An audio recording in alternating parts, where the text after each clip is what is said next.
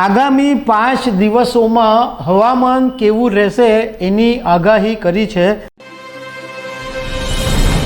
નમસ્કાર દર્શક મિત્રો, ગુજરાતના હવામાન વિભાગે આગામી 5 દિવસોમાં હવામાન કેવું રહેશે એની આગાહી કરી છે।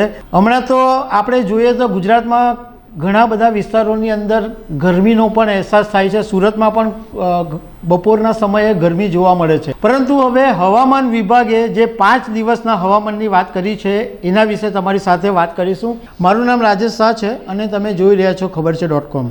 દર્શક મિત્રો, ગુજરાત હવામાન વિભાગના મોસમ વૈજ્ઞાનિક અભિમન્યુ ચૌહાણે મીડિયા સાથેની વાતમાં એવું કીધું છે કે આવતીકાલથી એટલે કે શુક્રવારથી આગામી 5 દિવસ સુધી તાપમાનમાં લગભગ 2 થી 3 સેલ્સિયસ ઘટાડો જોવા મળશે।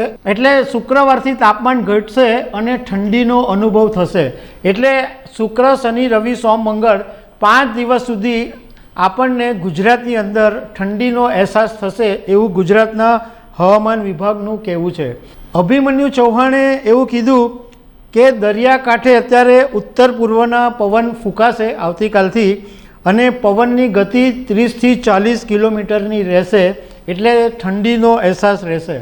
બીજી તરફ હવામાનના જાણકાર પરેશ ગોસ્વામીએ એવું કીધું છે કે 8 તારીખ અને 9 તારીખ એમ 2 દિવસ કચ્છ, ઉત્તર ગુજરાત, બનાસકાંઠા, પાટણ, મહેસાણા આ બધા જે વિસ્તારો છે એની અંદર વાદળો ઘેરાયેલા રહેશે।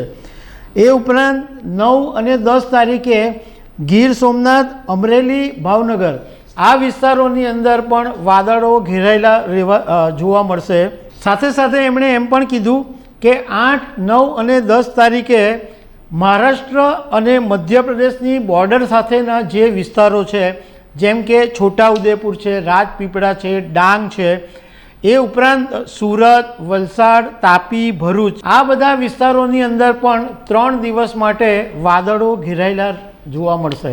દર્શક મિત્રો, હવામાન વિભાગે એમ કીધું છે કે આગામી 5 દિવસોમાં ગુજરાતમાં ઠંડી જોવા મળશે, તો લોકોને સારું રહેશે કે ભાઈ ચલો થોડી ઠંડી તો પડી।